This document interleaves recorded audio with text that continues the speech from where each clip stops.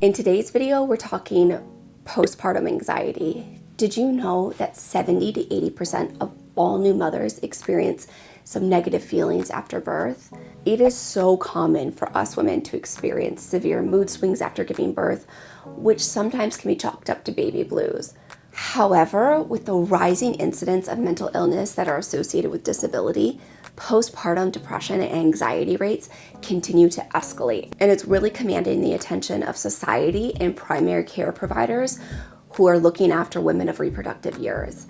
There's an urgent need to investigate the underlying contributors of postpartum depression and anxiety, and mainly how we're testing for all of this. Currently in 2019, it's a series of subjective questions and a short survey. So we need to have a larger conversation that can help bring clarity to this very uncertain time in life. If you're new here, welcome. My name is Jessica. I'm a holistic nutritionist and I'm a mom to 2 babies, a 4-year-old and a 1-year-old. This video is a little bit different, and to be honest with you guys, difficult in comparison to other videos that I filmed for you, because I have personally dealt with postpartum anxiety. So before I get into my story, I do want to talk a little bit of science with you guys, because you know I love this stuff and I think it gives a really important perspective. The overall experience of pregnancy is one that draws heavily on a woman's native nutrient stores, hormonal levels, and immune system. The anabolic state of pregnancy demands a synergy of nutrients, not only to nourish the growing fetus, but also to support the tissues of reproduction, mammary and placental, and the metabolism. Some theorize that the relative deficiencies of certain critical nutrients may make some women more vulnerable to postpartum psychiatric symptoms. A study of pregnant American women found that the majority were consuming below the recommended amounts of iron, zinc, calcium, magnesium, folate, and vitamins D, E, and selenium, which may protect against the development of postpartum depression and anxiety. So why am I so passionate about this topic? Well, as I mentioned earlier, I certainly suffered from postpartum anxiety. The worst part is I didn't even realize I had postpartum anxiety until my son Ronan was close to 2 years old. I went back to work when he was 12 weeks old, and while I was so grateful to have that time at home with him, I had some circumstances when I went back to work.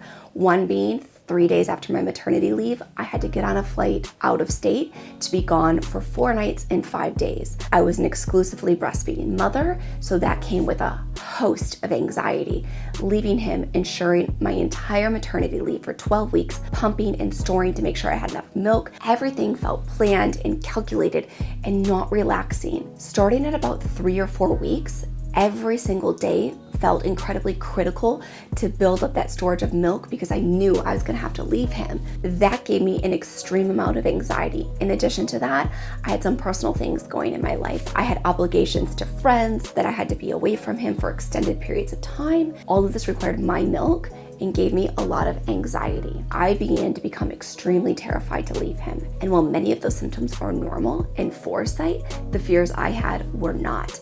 I had fears of other people giving him a bath. I had fears of other people dropping him down the staircase. These were certainly red flags of postpartum anxiety. Other symptoms that I had was my routine. One of my best girlfriends just had her first baby, and we were having this conversation, which prompted this video. And I said to her that the biggest hurdle for me at first was the routine, and better yet, the loss of routine. I'm an extremely routine person, and that was gone overnight. I was used to waking up at a certain time every day, then immediately making my warm water with lemon, while blending my smoothie, while oil pulling, and getting my coffee ready. I did all of these things every day. It was part of my identity and who I thought I was. And then overnight, my son came, and all of that was gone. My routine no longer existed. At that point, I realized my life would never be the same again. I felt like part of me had actually died. Next to that, another symptom that I had were really intrusive thoughts. Everything felt like doomsday. I remember being at the mall and I had visions of him jumping out of my arms and falling over the railing. None of these things are normal, and all are symptoms of postpartum anxiety. Unfortunately, I wish I would have handled it when I was in the thick of it, even if I would have expressed out loud the thoughts and feelings I was having. And if you're currently experiencing these symptoms, There is no shame, and the best thing to do is tell someone you love, tell your partner, and to get these words and thoughts out of your head. Carrying this burden on your own is incredibly isolating. Know that there's always help out there. And when it comes to treatment, I of course always want to start with natural interventions. Some of the natural treatments that I think can really help aid and ease in postpartum anxiety and depression include things like your diet. I recommend a diet that controls your glycemic index through the elimination of refined carbs and grains. I'm not talking high quality gluten-free oats or buckwheat or rice. These things are really fantastic for you in recovery, and especially if you're nursing. However, those refined carbs and grains really spike your insulin and blood sugar levels. That can manifest as a host of psychiatric problems. The next thing we want to do is include high levels of natural fats to push our body into a space that it can relearn how to use fat for fuel versus fat to grow a human life. And high quality fats are certainly our brain's preferred source of energy. And a few other treatments and tools that we can use are things like acupuncture for relaxation, exercise, of course you've heard that one, napping, resting whenever you can. Allow your body to heal. You just grew a human and then you gave birth to human life. You need to give your body time to recover. Additionally, drinking water. Hydration is so important. We've lost a lot of fluid. We've lost a lot of blood. So drinking water really helps our body repair and heal. And then of course, I highly recommend some strategic supplementation. Natural anti-inflammatories like polyunsaturated fats. That's gonna be your evening primrose oil and your fish oil, specifically those oils that are rich in omega-3 fatty acids.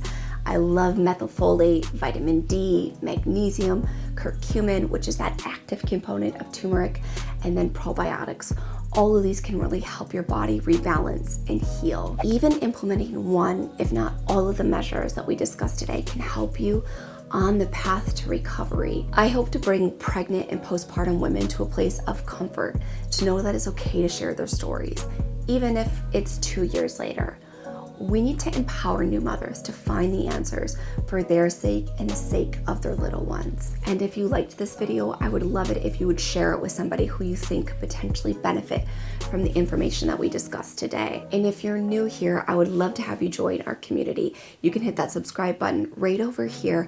I make weekly videos just like this, and I would love to have you join. Thank you all so much for watching, and I hope you have a wonderful day.